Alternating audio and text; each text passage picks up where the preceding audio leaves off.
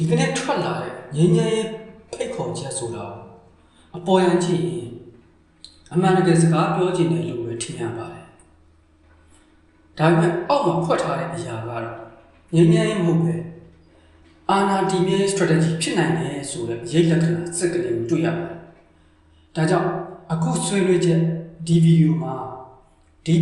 ဖိတ်ခေါ်ချက်ကဘာအဓိပ္ပာယ်လဲဘာကြောင့်တော်လှန်ရေးဘက်ကမယုံကြည်တာလဲနောက်ဘာဖြစ်လာနိုင်လဲဆိုတာကိုဖွဲ့ချမ်းသုံးသပ်တင်ပြတော့ပါဘူးအချင်းချုပ်အနေနဲ့အရေးကြီးဆုံးအချက်တွေကစစ်သားဘဝကလည်းတမရတက်လောက်ချင်တဲ့သူက EAO အဖွဲ့တွေကိုတော့ NCA အောက်မှာဆွေးနွေးဖို့ဖိတ်ခေါ်ပါတယ်ဆိုတာ PDF များကိုတော့လက်နက်ချပြီးအလင်းဝင်တိုက်တွန်းတယ်လို့ဆိုထားပါတယ်ဆွေးနွေးဖို့ကလည်းရက်တရာ deadline July 31st လို့သတ်မှတ်ထားတယ် KNU CNF နဲ့ ABSDF တို့ကတော့ယုံကြည်မှုမရှိလို့ပြန်တုံ့ပြန်ထားကြပြီးလေ့လာသူတွေကတော့ legitimacy ရှာဖို့ strategy လို့သုံးသပ်ထားကြပါတယ်ဟုတ်ပြီဒီကောက်လို့ချက်အချက် 5 ချက်ထုတ်ပြီးတင်ပြသွားပါမယ်1ဘာကြောင့် NCA ကိုပြန်အသုံးချတာလဲ NCA ဆိုတာက2015ကာလက peace framework ဖြစ်ပါတယ်ဒါပေမဲ့အခုအချိန်ဒီမှာစစ်တပ်ကိုအသုံးပြုအာဏာလုပြီးတဲ့နောက်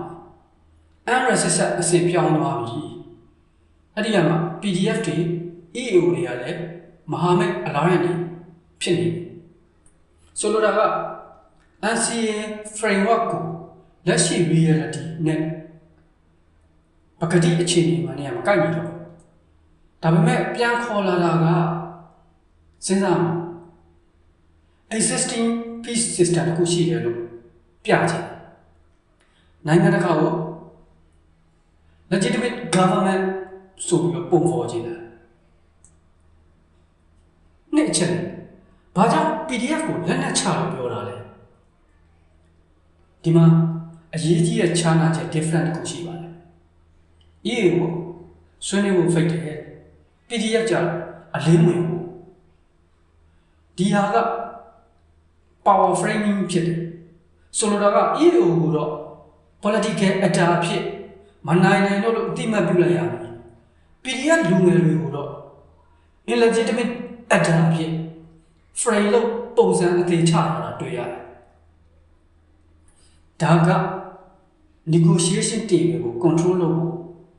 ဖြစ်နိုင်ရင်နေရာထပ်မပေးချင်တော့လို့တင်းခံပြီးတော့ resistance structure ကိုခွဲချင်တယ်တော့ရက်တရာကဘာတင်ပြတာလဲဘာပြပုံမှန် peace process တွေမှာ open ended negotiation ဆိုပြီးတော့ပြုလုပ်နေရှိတယ်ကြိုတင်စည်းကမ်းတတ်မှတ်မှုမရှိဘူးပေါ့နော်ဒါပေမဲ့အခုဟာကြတော့ deadline ရက်တရာတဲ့ fast track pressure ကြီးဆိုလိုတာကစစ်မှန်သဘောထားမှန်တဲ့ real negotiation မဟုတ်ဘဲနဲ့ political messaging နော်တည်စကားပါကျင်တာဖြစ်နိုင်တယ်သူတို့သိတာကနိုင်ငံတကာဖိအားဆိုတာတော့ပါပဲလေဘာကြောင့်တော်လိုင်းဘက်ကမယုံကြည်တာလဲတော်လိုင်းရဲ့ဘက်က reasoning ထောက်ပြချက်က ground conflict ပကတိမြေပြင်ပဋိပက္ခတွေကမရပ်သေးဘူး air strike တွေရွာလုံးကျော် attack လုပ်တယ်မိရှို့တာတွေဆက်ဖြစ်နေတယ် political prisoner တွေနိုင်ငံရေးကျင်းသားတွေမလွတ်ပေးသေးဘူးဒီအခြေအနေဒီ condition တွေအောက်မှာ peace talk ဆိုတာ trust မရှိတဲ့ environment ဒါကြောင့် peace မဟုတ်ပဲ strategy move လို့မြင်ကြတာပဲ5ချက်နဲ့ psychological နဲ့ political strategy ဒီဘုကိုအကွက်ရွှေ့ဖို့နှစ်ပိုင်းခွဲမြင်နိုင်တယ် political psychological အဲ့တော့ psychological နေတဲ့ PDF တွေကို weak ဖြစ်နေတဲ့အားနည်းနေသူတွေပါတော့လှည့်စားပြီးတော့ပုံသွင်း frame ချခြင်းနဲ့သူတို့တွေစိတ်ဓာတ်ကိုငါတို့ကဘာမှအရာမရောက်ပါဘူးကွာဆိုတဲ့တက်ရောက် impact ဖြစ်အောင်လုပ်ချင်တာဆိုတာကိုတွေ့ရတယ် political နိုင်ငံတကာအတိအမှတ်ပြု international recognition ရချင် election narrative ဘေးလုပ်ချင်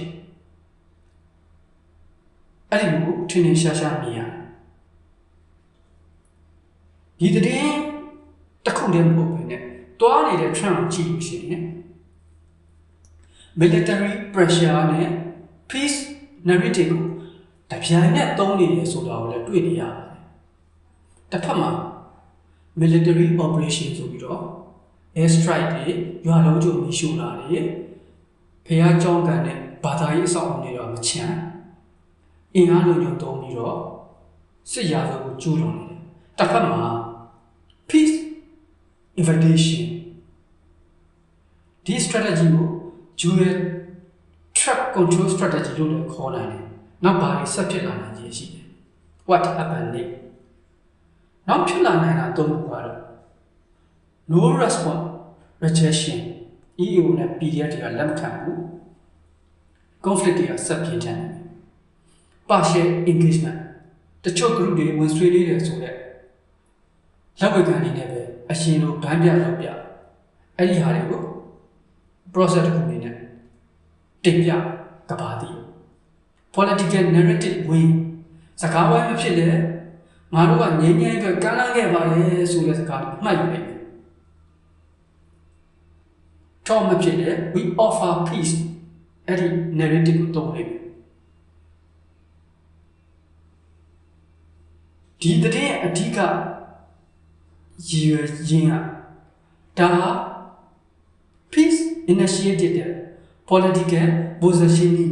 နိုင်ငံရေးနေရာယူမှုပုံများတဲ့အလှုပ်ပါပဲလို့အဆုံးသတ်သုံးသပ်မိပါတယ်ကြည့်မိသူတွေအနေနဲ့ဒီအခြေအနေကိုကြည့်ပြီးတော့ဒီဖိတ်ခေါ်မှုဟာတကယ်ငြိမ်းချမ်းရေးအတွက်လားဒါမှမဟုတ် strategy တစ်ခုလားဆိုတဲ့တင်တို့ရဲ့ထင်မြင်သုံးသပ်မိတာတွေကို comment မှာပြန်လည်မျှဝေပေးပါလို့ဖိတ်ခေါ်ချင်ပါတယ်ကျေးဇူးတင်ပါတယ်